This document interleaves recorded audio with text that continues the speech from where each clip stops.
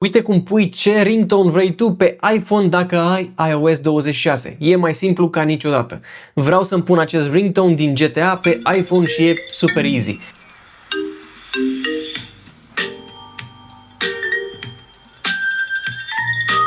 Mai întâi trebuie să ai descărcată melodia în telefon, bineînțeles, în format MP3 sau WAV și să nu fie mai lungă de 30 de secunde. O editezi și tu rapid în CapCut dacă e nevoie. Apoi ții apăsat pe fișier și dai share și ai o opțiune de Use as Ringtone. Și gata. Mișto, nu?